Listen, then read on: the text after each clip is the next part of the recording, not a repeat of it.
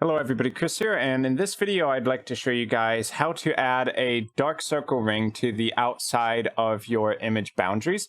Basically, going around the edges, you would have a circle that darkens the outside of the image while your attention tends to get focused on whatever's in the center, due to the outside being darker and the inside being lighter. So the actual effect name for this is called a Vignette Effect, and we can add that to our image through the Filters menu. But before we go ahead and do that, I recommend that you actually use effects like this on completely new layers that are added on top of your base image layers so that you don't change the original image.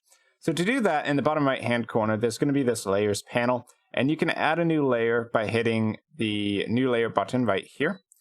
So I'm going to leave this as the name Vignette so that it's obvious what the layer does, and just make sure Fill with Transparency is set there and hit OK. So after you've gone ahead and done that, go up to the Filters menu, and you can find the Vignette Effect in Light and Shadow. So follow that down the list, and you'll find it right under Long Shadow. So this will pop open a window that gives you some settings for controlling the Vignette Effect. Now, almost all vignettes are done with the circle shape, but in GIMP, you also have the option of switching to square and diamond if you prefer. One of your biggest concerns about the vignette is probably going to be the shape of the circle with respect to the image itself.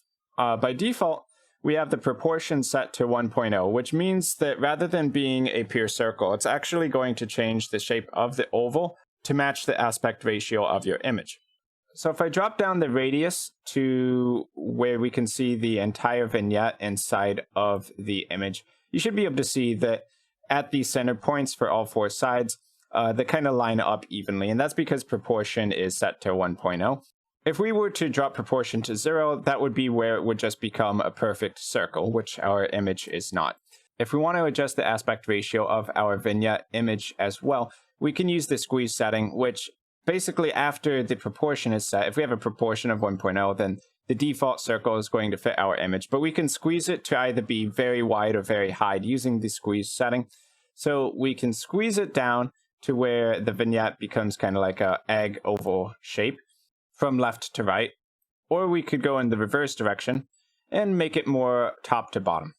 One really important setting for the vignette is the softness here. So you may be able to tell that outside of this vignette line that there's actually some dark areas leading into the center of the image. If I was to take the softness and drop it to 0, you would see that the outside of the vignette is completely black, but the inside is the original image completely white. So what the softness does is it kind of blurs the edge there, and it makes it so that there's going to be some darkness as we go inwards towards the center of our image. So I would say oftentimes this is preferable, and that's why the softness will be cranked up there to 0.8 by default.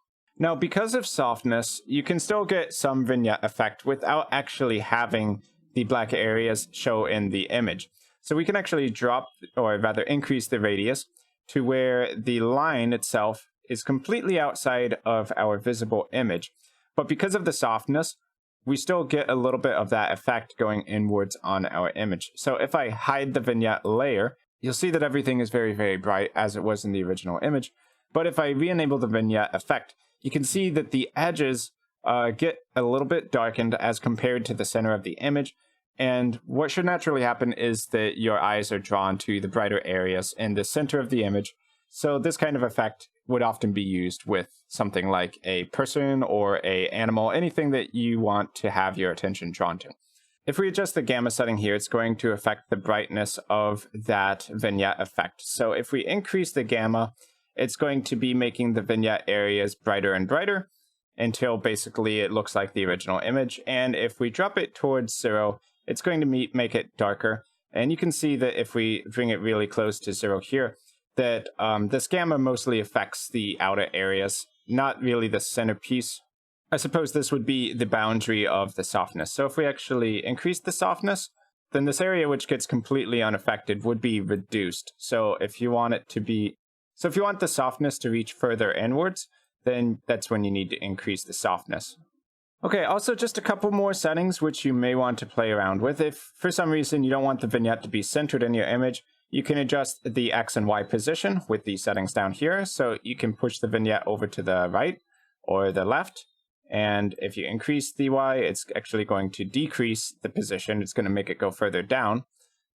And if you bring the center Y over to the left, it's going to increase the position of your vignette effect. And while this would be more relevant if you actually do decide to apply a squeeze like this, you can rotate your vignette effect. So you're not actually restricted to having it go left to right or top to bottom. You can turn it on its side like that. Okay, so that's pretty much it to the vignette effect inside of GIMP. I hope that this has helped you guys to add those dark edges to your images if you want to recreate this effect and have your eyes drawn to the center of your image while unfocusing on the boundaries. So I've been Chris, thanks for watching, and I'll see you guys in my future GIMP content.